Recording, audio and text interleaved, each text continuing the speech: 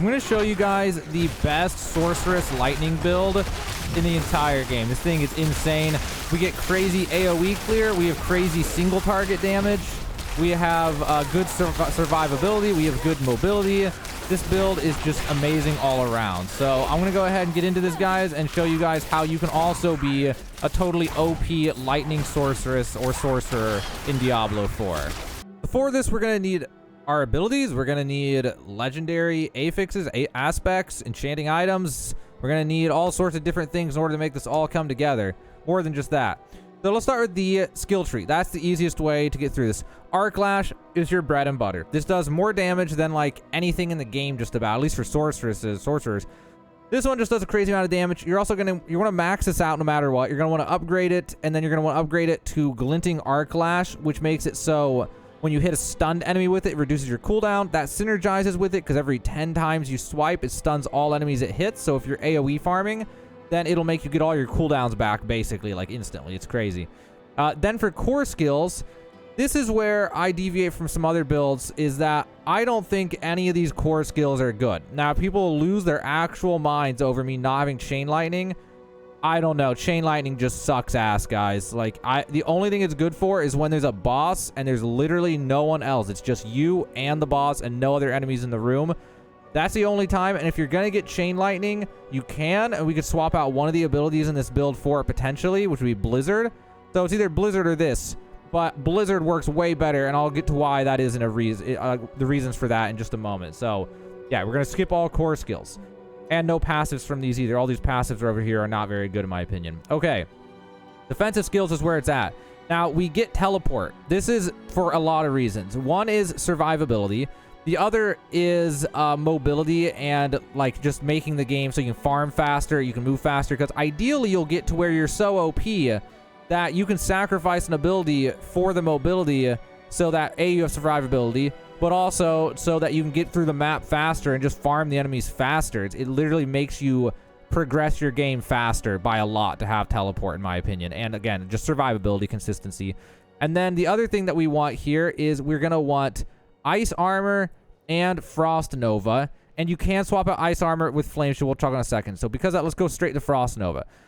So Frost Nova, you're only going to get 1 point in it. If you get armor that gives you more ranks of Frost Nova, that's great. That'll be awesome. If not, it's fine. Because the only thing you get from upgrading is a cooldown reduction, which is very nice. But a big thing we bank on is we bank on it getting reset from other passives and also from our Arc Lash. So we're going to get that. We're going to get Enhanced Frost Nova, so that killing enemies frozen by it will reduce its cooldown by up to 4 seconds. It helps get it back faster. And then the Mystical Frost Nova is what makes it OP. So freezing's cool and all, but bosses can't be frozen. But bosses can become vulnerable, and so can every enemy in the game, which allows us to combo this with weapon skills and things that we find on our items. And it's going to be totally crazy. When we get to the items, you'll see what I mean, what we're talking about here. But this one's nuts. Vulnerability is OP as hell in this game for a lot of reasons. So we get that. The main use of that is just to hit it and make everyone around you become vulnerable. Freezing's also nice, but it's mainly vulnerability. Now we have either Ice Armor or Flame Shield. Now here's the situation. So there's an aspect in this game that'll make you do more damage when you have a barrier active. And that's what this is really nice for. Also, while you're leveling, if you feel like you're too weak, this one will help you feel stronger so you can survive a little bit better while getting up close with Arc Lash. But if you feel like you're overpowered as hell and you don't need it, then it's better just get Flame Shield, because Flame Shield actually does way more damage than what it says it does. And you get a self-heal on it, so you don't have to pop potions as often. So that's an alternative. And the movement speed is really nice. But along with everything else we're going to do in this, the burst potential with Flame Shield is absolutely insane. But consistency-wise, I prefer Ice Armor in most situations just because it's just more consistent to stay alive with it. Then you're going to upgrade it. And the main reason is I don't care about this. Mana regeneration for this build is really not important. The main thing is the Mystical Ice Armor makes it so when you damage vulnerable enemies, you can get more barrier back. This ability gives you even more barrier from the damage you're doing. And that combos with Frost Nova. You're going to spam Frost Nova, and then you're going to use the shield, and then you're going to beat on things, and that'll keep your barrier up. As for the passives, we're going to get Glass Cannon, so we do more damage. Although if you feel like you're dying too easily, you could not get it. That's up to you. And then Elemental Attunement, we have a few points, and this was the last skill I bought in my tree, so I only got 2 points in it. Don't have an extra point for it, unfortunately. Then down here, we get Precision Magic, so our lucky hit chances increase. It's just a nice overall perk. And then we go down here to align the elements. We only get 1 point in this because we're just trying to get to this, which is protection, which makes it so using a cooldown grants 30% of your maximum life as a barrier for 2 seconds. That is amazing for survivability when you have to get close range as a sorcerer, because sorcerers aren't really meant to get close range. So this makes you tanky enough to survive. So then every time you use an ability, you can absorb a bunch of damage, you can stay in their face, and you can keep spamming them with arc lightning or whatever it's called, arc lash. Okay.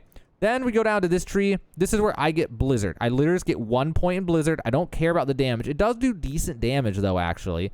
But the main thing is it applies chill, and it randomly freezes, even though I don't know how it freezes. It doesn't say it freezes people, but it just randomly freezes people. There's also aspects we can get for it that are nice. Those spikes coming out are really nice, make it a little bit more effective. So it's mainly just to freeze people and to chill them, which lets us get even more damage from our items, which, again, we'll talk about in a moment. Then we get these passives. So we get static discharge, 3 points in it, which makes it so when we get a lucky hit and a critical strike in the same hit, we have 15% chance to form a crackling energy. I may even eventually swap this out to only have 1 point, because crackling energy is not that important. But the main thing we want here is shocking impact. Every time you stun an enemy, you deal 641 lightning damage to them, which is huge because we're going to get something else also that gives stuns, but also arc lash gives stuns. So it gets kind of crazy. Then down here, we get 1 point permafrost just so we can get up to hoarfrost. And it makes it so we deal 9% increased damage to chilled enemies and 18% increased damage to frozen enemies, which is insane with Blizzard. It makes all our lightning skills do crazy amounts of damage to anyone who we put this Blizzard on. So that's why Blizzard synergizes well, but there's also even more than that, which we'll get to in a sec. Now, obviously, in a lightning build, we're going unstable currents, but also unstable currents is just OP as hell in this build. It's not even about being lightning. It just makes it so the main thing from this is our attack speed goes up, but also the random casting of skills it makes it so it casts a skill whenever we basic attack. So that's nuts for DPS. The DPS when we're using our ult is unbelievable. And then we get this, so our attack speed's increased by 25%. That was what made that 25%. It's not on there by default. We have to get that for that attack speed. And then we get this one is active. When it's active, crackling energy continually pulses and consumes no charges, which just during it helps it do even more damage. Then over here, we get all these passives. So hitting enemies with shock skills increases your critical strike chance by 3% and resets upon getting a critical strike. This just makes us get more critical strikes more often, which then synergizes with this, which does lightning damage. Plus, also, it's just nice to critical strike. Or no, actually, it doesn't synergize with that. Sorry, it's crit and that's stun. It doesn't synergize with that, but critical strikes are nice. And then this one, critical strikes with shock skills increase your movement speed by 9%. Not necessary, but it makes it nice to be able to reposition while swinging on people. That's why a movement speed is really good in this build. So that way we can take a swing and then move with, force move in order to avoid damage while also being active on damage. It's just really nice for survivability while also doing this. And then convulsions. On a lucky hit, our shock skills have a 9% chance to stun enemies for 3 seconds. And since we're AoE farming so hard, and we got that thing for lucky hit up here, we'll actually be stunning a decent amount with this, which then synergizes with this really well, increases our overall DPS. Then down here, we have Veer's Mastery. Close enemies take 10% increased damage from shock skills, and they deal 20% less damage to us. And anytime we critical strike, these bonuses go up by 25%, which synergizes with this critical strike thing. So basically, this will always be active when we're farming a bunch of enemies, and it's really nice for survivability. Without this, you're just going to pop like a balloon a lot of the times, especially at mid-level ranges when you're just getting to another world tier and you're kind of weakening a tier like that. So those are the skills. And now let's talk about the gear, because there's something about that. So the reason we want to get a lot of those things is there's all these different perks, or whatever you want to call them, on your gear that have huge effects on things. So we have this staff, for example, is amazing because it gives plus 23.4% damage to crowd controlled enemies. So when we stun them, or I think slow them too. And then we have 16.9% damage to chilled enemies. So all we do is do that. We do 16% more damage. 31% damage to close enemies, which is great because arc lash is our main damage. Then we have basic skill damage, which is the main thing that you want. You want basic skill damage whenever you can get it. And you also want attack speed whenever you can get it. I put a gem in here. I think it was a topaz. It gives basic skill damage. And you're just going to go for skill damage and attack speed, skill damage and attack speed. And if a piece of gear has anything that gives you any of these things that we proc, so chilled, damage to chilled enemies, damage to frozen enemies, damage to slowed enemies, damage to close enemies, basic skill damage, or just damage overall, any of those things will apply because of the way we built our skills. Because we have the ability with Blizzard to put on the chill and to freeze, it makes it so all these gears, it's way easier to find gear that will increase your damage then. And that's what really makes it insane about getting the frost skills mixed into this. And this one makes people vulnerable. So this one, you can also look for ones that increase damage to vulnerable enemies, which I don't know if I have any. Yeah, plus 11% vulnerable damage. So you can just combine all these things to get unbelievable amounts of damage, basically. So that's why we try to build this way, so that we can find more gear more easily. That'll give us what we want. End game, I guess we could swap it out for chain lightning when we're level 100. And after we've farmed gear for like 500 hours, we'll just have the exact perfect gear in the entire game. And then maybe it won't be as important. But it still is really nice to be able to chill and freeze them with Blizzard and slow them down and stuff. It makes it really nice for AoE farm. But we'll see at level 100 once I have perfect gear someday. But anyway, that is the reason we do all of that. So as for aspects, I don't have all the aspects yet that I want, but some that are really good. Like I said, attack speed.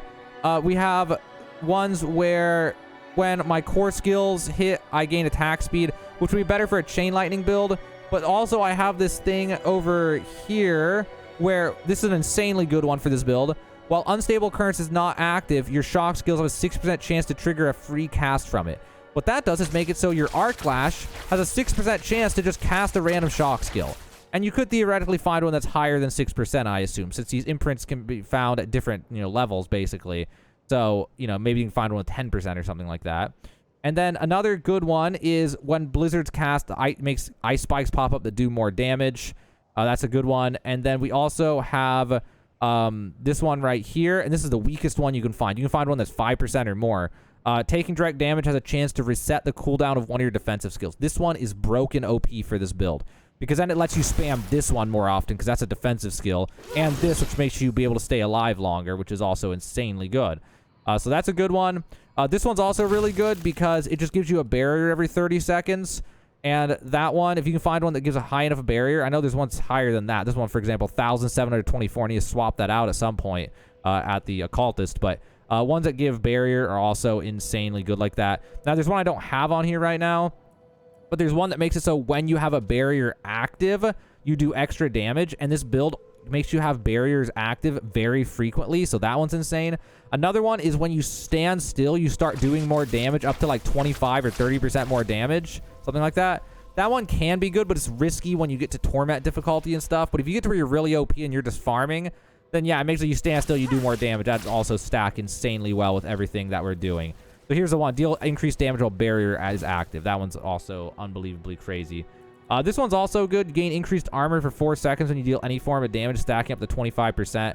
That's also really nice if you make room for it in your aspects, just because the tankier you are in this build, the better, because it's really easy to just pop like a balloon when you're getting close to, like, 50 enemies and like 3 of 6 elites at the same time. But the biggest thing with this build is don't forget that the teleport will cancel out any CC on you. So if you ever get stunned, if you ever get frozen, if you ever get any type of CC, you can just cancel it with teleport, and that is the most helpful thing with teleport. But again, also just for leveling, for farming, for everything, teleport's insanely good because you can move such long distances with it. You can get out of traps like that, and you can easily move around and reposition and get wherever you need to be.